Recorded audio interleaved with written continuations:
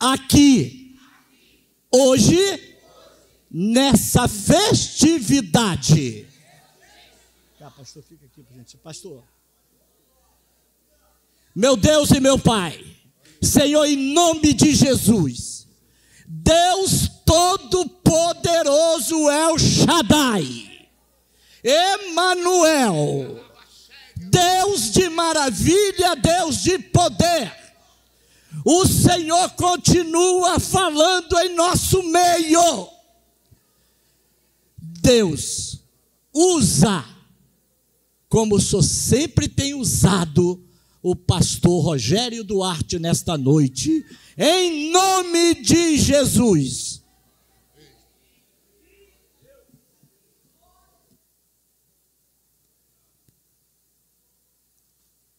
Queridos irmãos, a paz do Senhor. Amém. Deixa eu aproveitar que os irmãos estão de pé, convidá-los aqui, por gentileza, estejam abrindo a palavra do Senhor. Evangelho de Lucas, capítulo de número 13, verso de número 16. Evangelho de Lucas, capítulo de número 13, versículo de número 16.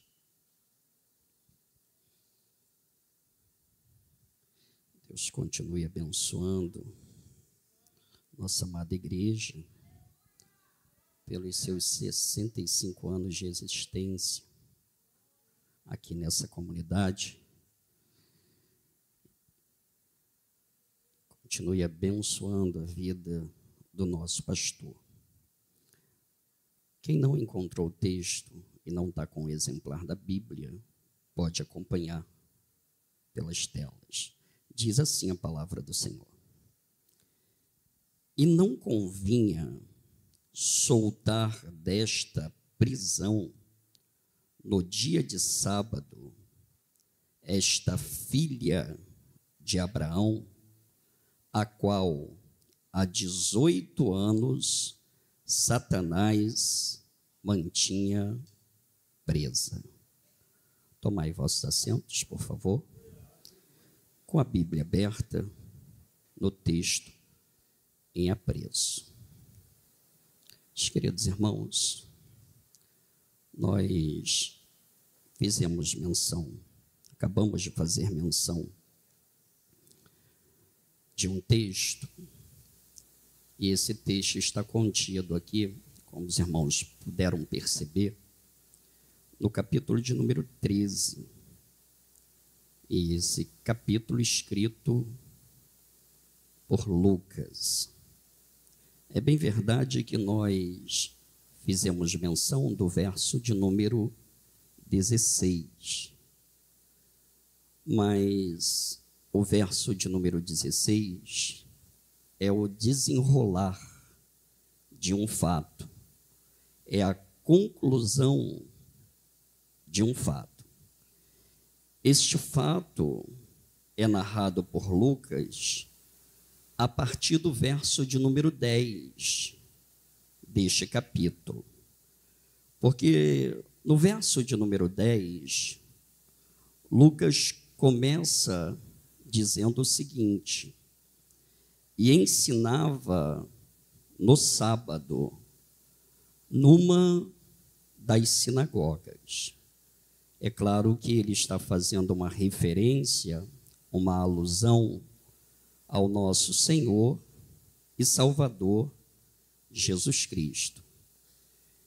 Então ele está dizendo, ele está narrando que Jesus Cristo tinha o costume de ensinar. Então ele está dizendo, e ensinava num sábado numa das sinagogas. E o interessante é que, quando nós acompanhamos o ministério de Jesus, quando esteve aqui nessa terra, ele era baseado num triplé. Porque quando você lê Mateus, capítulo de número 4, versículo de número 23, e também Mateus 9, versículo de número 35, Mateus ele vai dizer que Jesus Cristo ensinava, Jesus Cristo pregava o evangelho do reino e Jesus Cristo curava todas as enfermidades e moléstias entre o povo. Então, o ministério do nosso Senhor e Salvador Jesus Cristo estava embasado em ensinar, pregar e curar. E se nós olharmos mais atentamente destas 3 missões do nosso Senhor e Salvador Jesus Cristo, ensinar era o carro-chefe, era o que ele mais gostava de fazer. Até porque a mesma Bíblia vai dizer que se não existir o conhecimento, se não existir a aprendizagem, o povo se corrompe. A Bíblia diz: o povo se corrompe por falta de conhecimento. Então ele prezava por isso. Ele andava ensinando. Aliás, venhamos e convenhamos, por mais bela e por mais edificante que seja uma pregação, daqui a algum tempo é bem provável que não lembremos mais do que foi pregado no ano passado. Mas um ensinamento bem aplicado, ninguém esquece. E era por isso que esse era o carro-chefe de Jesus. Ele queria ensinar o povo, porque um povo bem ensinado é um povo que vai morar no céu. O povo que tem conhecimento não é um povo que é aprisionado, porque a Bíblia diz que conhecereis a verdade e a verdade vos libertará. E Lucas diz que Jesus estava ensinando num sábado numa das sinagogas. É claro que não dá para precisar o local exato onde ficava esta sinagoga. Verdade é que ele está nesse dia, nesta reunião, e nesta reunião não está apenas Jesus. Nós temos líderes religiosos, nós temos talvez alguns sacerdotes, e nós temos pessoas influentes, e temos pessoas simples também nesta reunião. É claro que não dá para saber o conteúdo exato do ensinamento naquele sábado, mas quando você lê todos os versículos dentro desse texto, você consegue imaginar mais ou menos qual era o teor do ensino, ou o que Jesus estava falando naquela reunião. Quais eram os assuntos em pauta? Provavelmente, Jesus, naquela reunião, estava falando com o povo daquela sinagoga sobre a importância da fé, a importância de se crer em Deus, a importância de se confiar em Deus. E parece que quando ele está ensinando isso, ele usa talvez a figura do patriarca Abraão. Ele diz: olha, vocês precisam confiar em Deus do mesmo jeito que Abraão confiou. Vocês precisam depositar em Deus a vossa fé, a vossa confiança. Então, é muito provável, e vocês vão ver no decorrer do texto, que esse tenha sido um dos assuntos ministrados por Jesus naquela reunião. Talvez Jesus também tenha citado o texto de Isaías, capítulo de número 53, verso de número 4. Talvez ele tenha dito: verdadeiramente, ele levou sobre si as nossas enfermidades. Quem sabe, olhando para esse texto, um dos ensinamentos de Jesus também passou pela primeira carta de João, capítulo de número 3, verso de número 8. Talvez Jesus tenha dito: para isso se manifestou o Filho de Deus, para desfazer as obras do diabo. Você pode louvar e bendizer ao Senhor por isso? É bem provável que esses assuntos tenham sido abordados por Jesus. Por que que digo isso? Olha que interessante. Jesus está ministrando, está falando sobre essas coisas, mas o mais interessante é que ele falava, mas os olhos dele estavam fitos numa pessoa dentro daquela reunião. Ele está ensinando, mas ele está olhando para uma pessoa específica. Ele está ministrando, mas o objetivo dele é uma pessoa específica naquela reunião. Bendito seja o nome de Jesus. Jesus está falando, mas os olhos dele estão fitos em uma pessoa. Você pode ser essa pessoa nessa noite para ele abençoar a tua vida.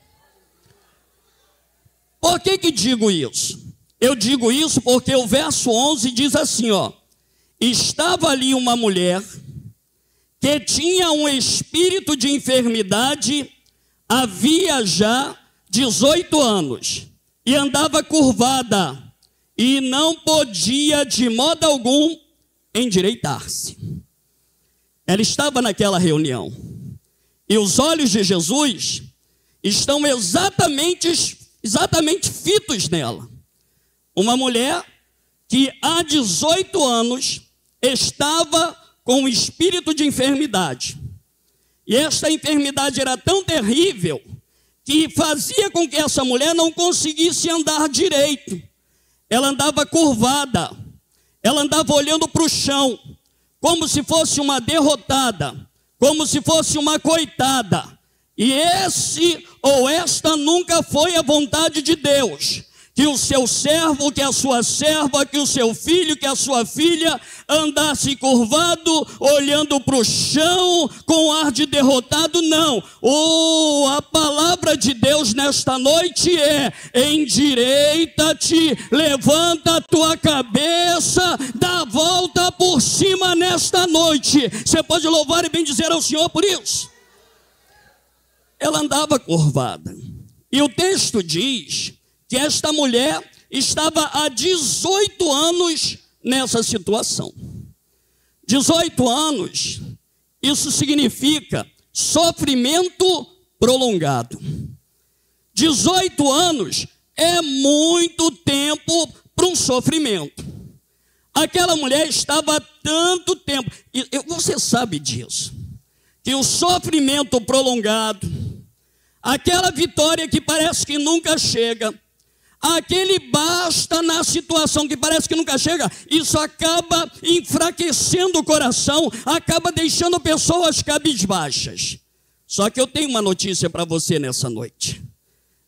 Tem uma notícia do céu para você nessa noite. Não há mal que dure para sempre, porque Deus está te olhando, e o basta de Jeová vai parar sobre a tua vida, e o sofrimento no nome de Jesus terá fim. Aí ele olha para a mulher, e ela está com um sofrimento prolongado. Agora preste atenção nela, porque essa mulher parece que está acanhada. Essa mulher está tímida. Ela está no local, Jesus está ministrando, mas não é ela que toma a iniciativa para pedir socorro a ele. Não é ela que se prontifica. Ela não diz assim: Jesus, por favor, me socorre, estou há 18 anos nessa situação. Não, porque ela tem vergonha. Ela não quer se apresentar. Ela não quer que todos a vejam, e ela não quer ser o centro das atenções naquele momento. Ela está acanhada. Só que não tem que ter vergonha de pedir nada para Jesus. não tem que ter vergonha de apresentar a Deus as tuas causas, não. Pedi, pedi, dá-se-vos-á. Batei, batei, a porta se abrirá. Buscai e encontrareis. Oh, bendito seja o nome de Deus. Mas ela está acanhada. Fique acanhada, não. Fique com vergonha, não. Ei, ninguém, sabe, vai te ridicularizar, não. Jesus está aqui olhando para esta mulher. Aí sabe o que Jesus faz? Jesus então chama essa mulher para o meio. Se aproxime. Que ele quer contato. Ele quer aproximação. Ele quer comunhão. Não, não fique longe não, vem para perto de mim, vem para perto que eu tenho um milagre. Se aproxime de Jesus na noite, se aproxima, mulher.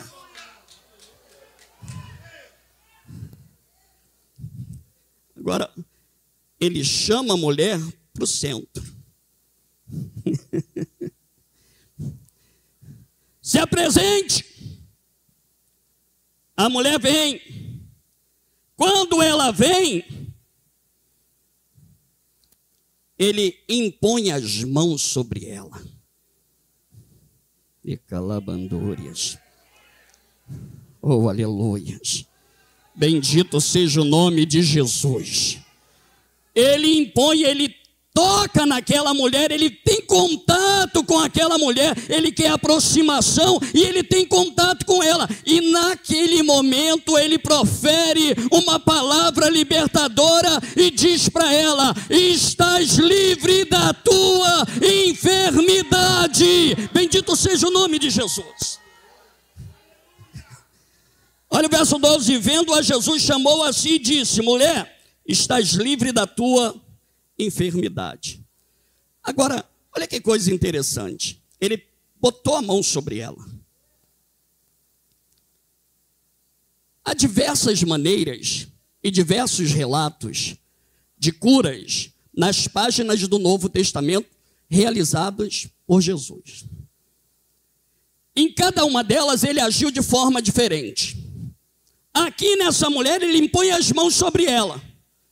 Mas para o servo do centurião, o centurião disse assim: ó, eu não sou digno de o senhor entrar embaixo do meu telhado. Basta uma palavra tua e o meu criado sarará. E assim aconteceu.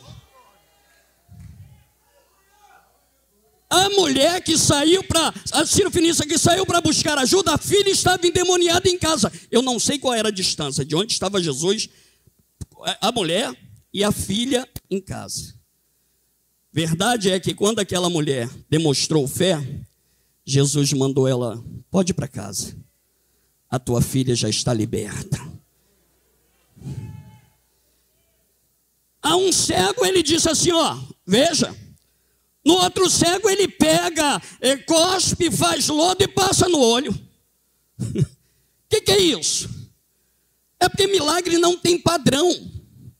Não dá para padronizar milagre. Milagre é milagre, não se explica. O importante é receber o milagre, seja da forma que for, vindo de Jesus. Bendito seja o teu nome, Jesus. Queremos ver milagres nesta noite. Vai ficar questionando por que é assim, por que é assado. O importante é que o general está aqui, o médico dos médicos está aqui e ele vai operar nessa noite. Gente, olha isso. A mulher ficou boa na hora. Quem andava assim não é vontade dele. Vontade dele é: elevo os meus olhos para os montes, de onde me virá o socorro? O socorro vem do Senhor, que fez os céus e a terra. Deus te criou para olhar para o alto e desejar a sala do trono. Agora preste atenção numa coisa, porque o desenrolar da história às vezes traz algumas informações tristes. Por quê? Porque isso acontece num dia de sábado. E o desenrolar da história acabou trazendo para o dia de sábado um significado, um peso que o sábado nunca teve. Deus não criou o sábado para ser um fardo para o homem. Deus criou o sábado para ser descanso, alívio.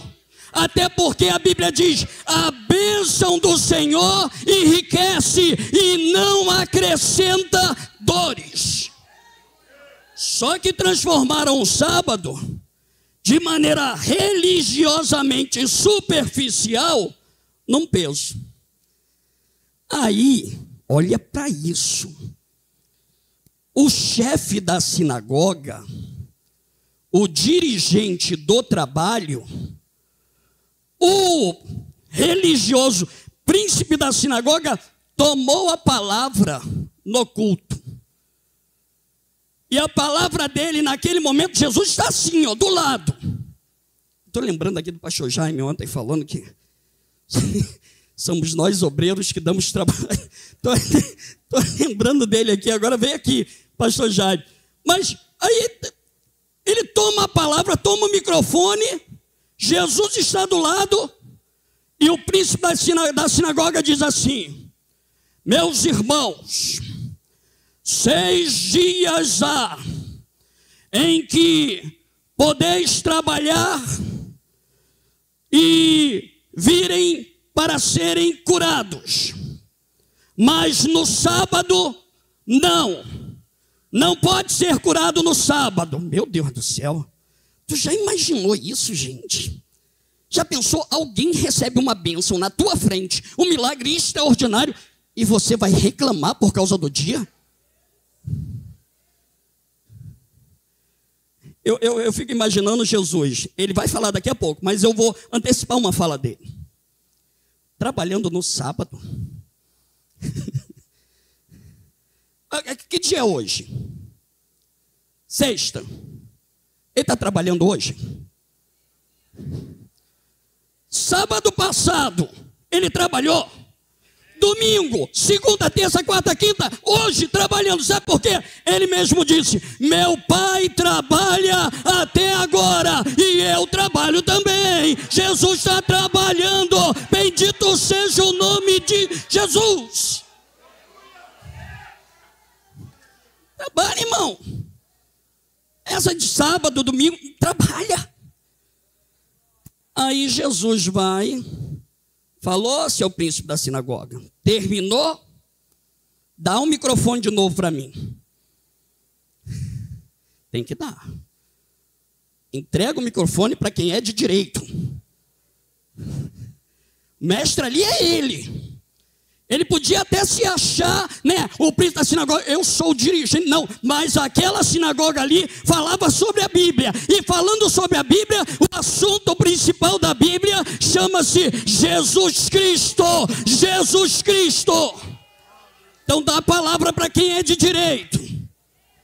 Jesus então pega a palavra, olha para ele e diz assim: respondeu-lhe, porém, o Senhor e disse: hipócrita, vocês são hipócritas. Jesus dizendo para ele. Quer dizer que um animal de vocês cai num buraco, num dia de sábado, vocês não vão retirar esse animal de lá do buraco, porque é um sábado? Ah, meu Deus do céu. Oh, meu Deus do céu. Infelizmente existem pessoas assim. Não está satisfeita com vitória de outras pessoas. Mas há poder no sangue de Jesus. Há poder no sangue de Jesus.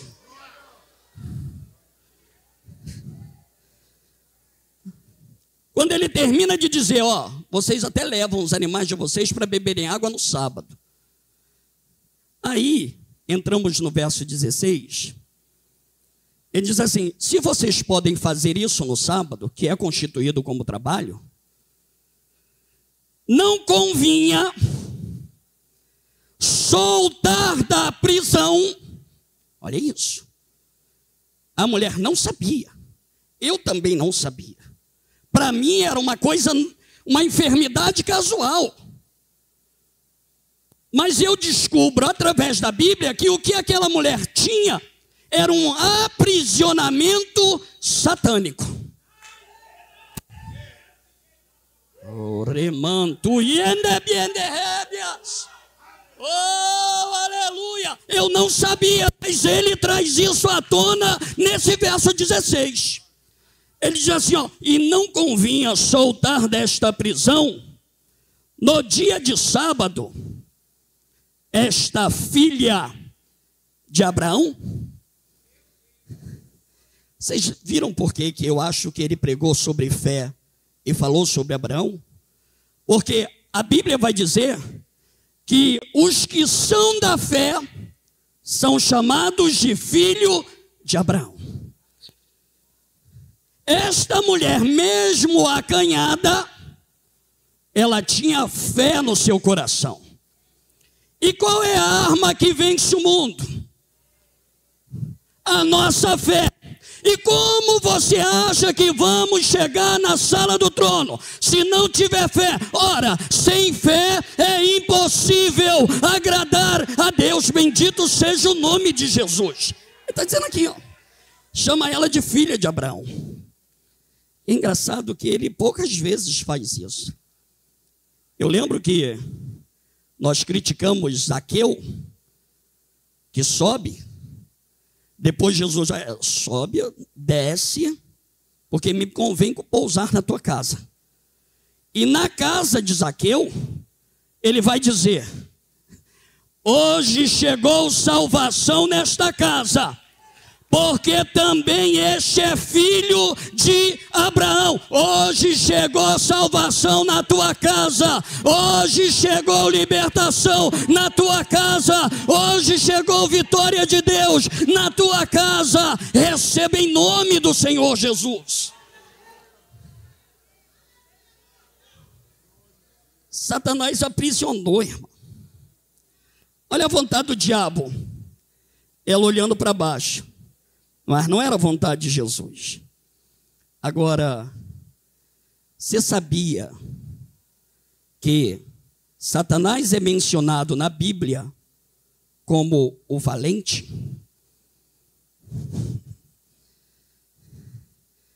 Ele é o valente. Ele é o valente. Porém, para entrar na casa dele e soltar alguém de uma prisão que ele colocou, tem que ser mais valente que ele. Só que a Bíblia diz que Jesus é o general de guerra. Ele é o mais valente. Ele é o mais valente general de guerra. Entrou, tirou a filha de Abraão daquela prisão, deu vitória àquela moça, e o nome dele foi glorificado por todos que estavam presentes. Que Deus em Cristo te abençoe, em nome de Jesus.